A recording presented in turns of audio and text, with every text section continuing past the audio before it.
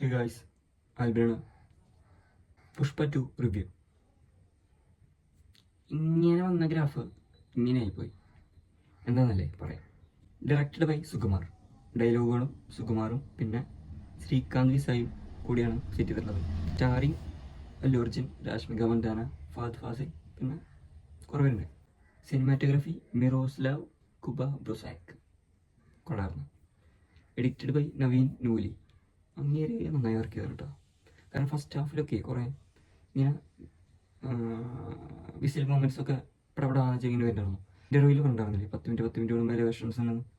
ശരിയാണ്. അതായത് സംഭവം ഇങ്ങനെ കയറി ഫസ്റ്റ് ഹാഫ് ഇൻ്റർവ്യൂവിൽ വരെ നൈസായിട്ട് കൊണ്ടുപോയിട്ടുണ്ട്. Music by Devi Sri Prasad. ആൾ അടിപൊളിയായിട്ട് ചെയ്തിട്ടുണ്ട്. Duration 200 minute. അതാണ് ഒരു പ്രശ്നം. കാരണം എന്ന് വെച്ച് കഴിഞ്ഞാൽ അവർ പറഞ്ഞിട്ടുണ്ടായിരുന്നു 3 മണിക്കൂർ 20 മിനിറ്റ് പടം. 3 മണിക്കൂർ 20 മിനിറ്റ് പടം എന്ന് പറയുമ്പോൾ ലാഗ് ഉണ്ടാവാണ്ടിരിക്കാൻ പരമാവധി ശ്രമിക്കണമായിരുന്നു. ഉണ്ടെങ്കിൽ പോലും കുറച്ച് അവിടെ ഇടിക്കാൻ വെച്ചാൽ കുഴപ്പമില്ല, നമുക്ക് അഡ്ജസ്റ്റ് ആകും. പക്ഷേ ഈ ഫസ്റ്റ് ഹാഫിൽ നമുക്ക് ലാഗ് തോന്നിയില്ല. സംഭവം ഞാൻ പറഞ്ഞില്ലേ, ഓരോ 10 മിനിറ്റ് കൂടുമ്പോൾ ഓരോ എലവേഷൻ ഇങ്ങനെ ടാൻസിനെ കയറ്റിയിട്ട് കൊണ്ട് നിർത്തി വെക്കാം. ആ പടം സെക്കൻഡ് ഹാഫിൽ വന്നപ്പോൾ ഇങ്ങനെ വന്ന് ഇങ്ങനെ പോയി. എന്തൊരുണ്ടായെന്ന് എനിക്കറിയില്ല. ഫസ്റ്റ് ഹാഫിൽ ഫുള്ളി KGF മോഡാണ്. അതായത് അതിങ്ങനെ ഓരോ 10 മിനിറ്റ് കൂടുമ്പോഴും ഇങ്ങനെ ഹീറോക്കുള്ള സെറ്റപ്പ് ഇങ്ങനെ കൂട്ടി കൊണ്ടുവരാം. സെക്കൻഡ് ഹാഫ് ആയപ്പോൾ KGFൻ്റെ കൂടെ കാന്താരയോടെ മിക്സ് ചെയ്ത് നോർത്തിലെ ഫാൻസുകാരെ പിടിക്കാനാണെന്ന് എനിക്കറിയില്ല. അതൊക്കെ അവിടെ ഇങ്ങനെയാണെന്ന് എനിക്കറിയില്ല. ആകെ ഒരു ഒടുക്കത്തിലായി കയറുന്ന സമയത്തൊക്കെ.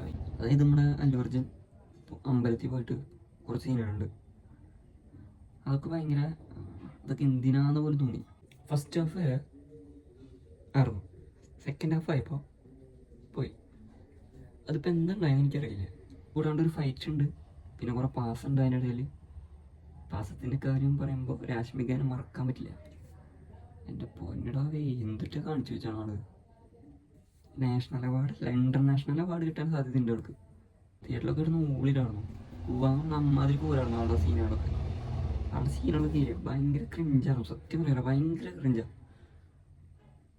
ഇതിപ്പോൾ എനിക്ക് തോന്നിയാണോ എനിക്കറിയില്ല. ഞാൻ പറഞ്ഞ എൻ്റെ ഒപ്പീനിയനാണ്. എല്ലാവർക്കും വേറെ ഒപ്പീനിയൻസ് അല്ലേ.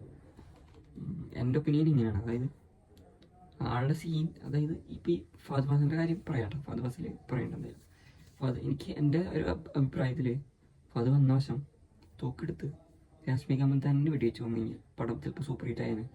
കാരണം അമ്മാതിരി ക്രിഞ്ചാണ് പടത്തിൽ. പൊന്നിടാവേ എന്തിനാ ഇങ്ങനെ പറയുന്നത്. ഇനി ഫഹദിൻ്റെ ബിൽഡപ്പ് ഒക്കെ അടിപൊളിയായിരുന്നു. ഇൻട്രോ ഒക്കെ നല്ല കുഴപ്പമില്ലാത്ത ഇൻട്രോ ആയിരുന്നു.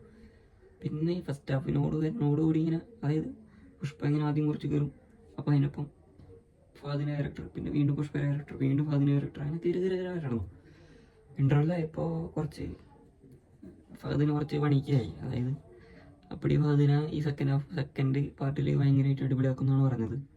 പക്ഷെ എനിക്കൊന്നും തോന്നിയില്ല. പിന്നെ സെക്കൻഡ് ഹാഫിൽ പിന്നെ പറയണ്ട, ഫഹദൊക്കെ എന്തിനാണാവോ ഫഹദിന്. അതായത് ആളെ പറഞ്ഞിട്ട് കാര്യമില്ല. അവൾക്ക് ചിലപ്പോൾ അങ്ങനെ ഒരു റോളായിരിക്കും ഡയറക്ടർ കൊടുത്തിട്ടുണ്ടാവാം. അപ്പോൾ പിന്നെ ആൾക്ക് അങ്ങനെ ചെയ്യാൻ പറ്റുള്ളൂ. ഫഹദിൻ്റെ ക്യാരക്ടർ അങ്ങനെയാണ്.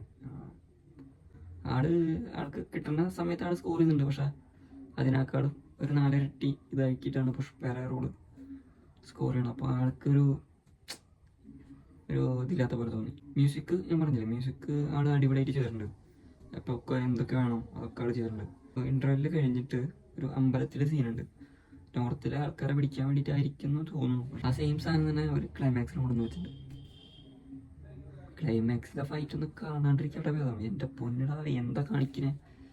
പിന്നെ ഫസ്റ്റ് ഓഫ് ഓൾ ലോജിക്ക് മാറ്റി വെച്ച് സിനിമയ്ക്ക് പോകും. കാരണം ഇതൊരു മാസ് എൻ്റർടൈനറാണ്, തെലുങ്ക് പടമാണ്, അതൊക്കെ ഉണ്ടാവും. ഓക്കെ, ക്ലൈമാക്സ് ഫൈറ്റ് കാണാൻ മുന്നേ ഞാൻ ഈ പറഞ്ഞൊന്ന് കേട്ടിട്ട് പോകാൻ വെച്ചാൽ നല്ലതായിരിക്കും. ചില സമയത്ത് കളിയാക്കണല്ലോ കേട്ടോ.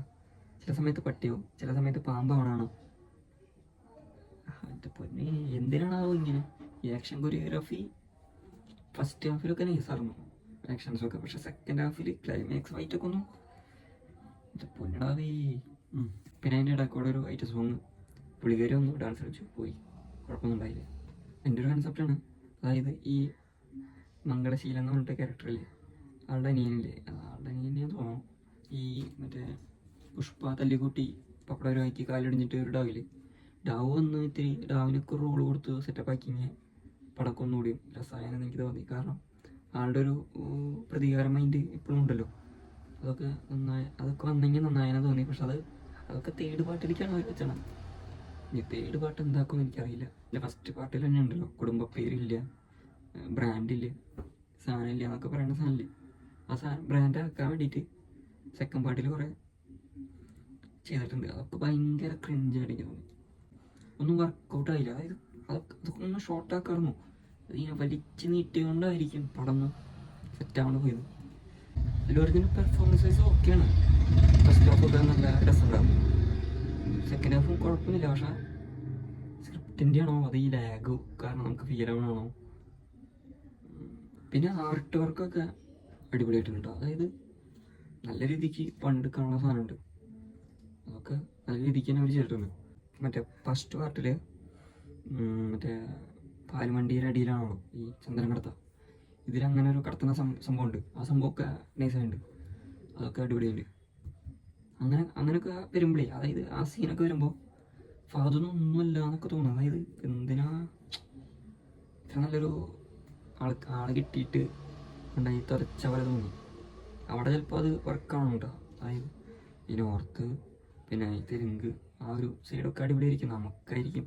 നമുക്ക് ഈ ഫാദിനെ കണ്ടാണ്ട് അവിടെ താണ കാണുമ്പോൾ എന്തോ ഒരു ഇത് തോന്നില്ലേ, അതൊരു പറഞ്ഞൊരു കാര്യമില്ല. അപ്പം അങ്ങനെ എല്ലാവരും തിയേറ്ററിൽ തന്നെ പോയി കാണാൻ പടം.